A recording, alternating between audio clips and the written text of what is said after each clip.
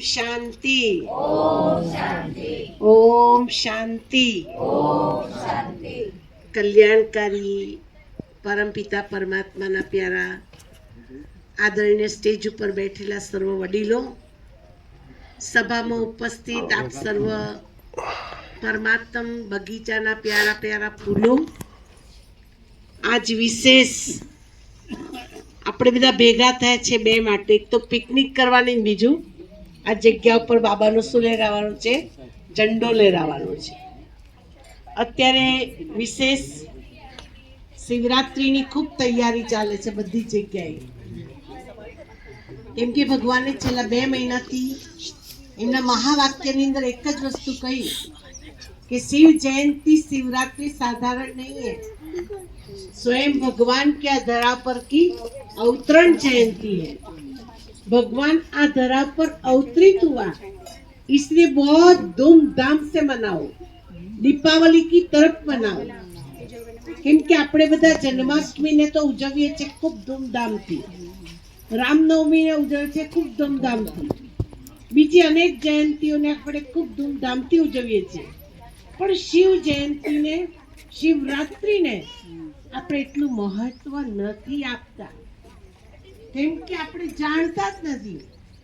આપણે બધા શું કરીએ છીએ, આપણા વાડાની અંદર કે ખેતરની અંદર માટલાની અંદર સક્કરિયા બટાકા બાફી કાઢીએ, તે દિવસે આપણે બાફેલા કંદમૂળ ખાઈ લઈએ, શિવ મંદિરમાં જઈને થોડી પૂજા પાઠ કરી લઈએ, રાત્રે જાગરણ કરીને થોડી ભાંગ પી લઈએ, બસ એથી વિશેષ આપણને કશી ખબર છે નહીં। પણ શિવ પાછળ રાત્રિ શબ્દ કેમ છે એ પણ ખબર નથી। આજે આપણી પાસે સમય બહુ ઓછો છે એટલે તમને હું વધારે તો નથી સંભળાવતી, પણ શિવ પાછળ રાત્રિ એટલે અંધકારની નિશાની, સ્થૂલ અંધકાર નહીં પણ સૂક્ષ્મ અંધકાર। અત્યારે દિવસ છે પણ કહેવાય કલયુગ રૂપી રાત્રિ, કેમ કે અત્યારે કલયુગ ચાલી રહ્યો છે અને કલયુગની અંદર બધા લોકો જે કામ કરે છે, કેવા કામ કરે છે? કુકર્મ કરે છે।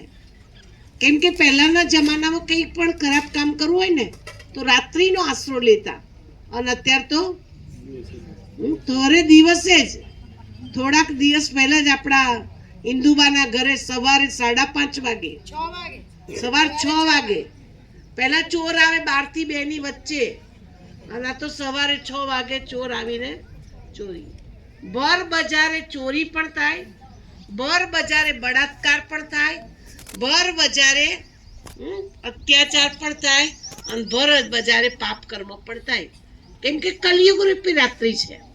બીજા નંબરની રાત્રિ છે અજ્ઞાન રૂપી રાત્રિ। આપણા ભાઈએ કહ્યું કે આપણું તાળું ખોલો, કેમ કે આપણને બધાને ગોદરેજનું તાળું વાગેલું છે, અને તાળું ખુલશે ક્યારે કે આપણે પોતાને ઓળખીશું ત્યારે।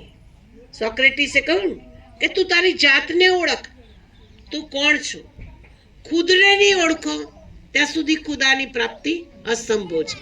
એટલે પહેલાં પહેલું કોને ઓળખવું પડે છે? હું કોણ છું, ક્યાંથી આવ્યો છું અને મારે ક્યાં જવાનું છે। એટલે બીજા નંબરની રાત્રિ છે અજ્ઞાન રૂપી રાત્રિ। ત્રીજા નંબરની રાત્રિ છે વિકારો રૂપી રાત્રિ। સંત તુલસીદાસને ફર્સ્ટ ક્લાસ આંખો હતી, પણ મળદું જતું તું શું દેખાયું? લાકડું। એમની સ્ટોરી તો બધાએ સાંભળી છે ને। અને સાપ લટકતો તો શું દેખાયું? દોરડું। આંખો હોવા છતાં પણ આંધળા બની ગયા, કેમ કે એની આંખ આગળ શું હતું? એની પત્ની હતી, મોહ હતો, અને એ વિકારને વશ થયેલી આત્મા જ્યારે પત્ની પાસે જાય છે તો પત્ની ગુરુ બને છે કે દરવાજો, મુખ્ય દરવાજો તો બંધ છે, તમે આવ્યા ક્યાંથી? કે તે તો મારા માટે દોરડું લટકાવ્યું છે। જઈને જોયું તો ભયંકર સાપ, નદી કિનારે જોયું તો મળતું, અને એ વખતની બહેનોમાં તાકાત હતી, તરત જ રત્ના ગુરુ બની ગઈ કે હાડકા માંસને શરીરને પ્યાર કરો એટલો પ્યાર પ્રભુને કરો।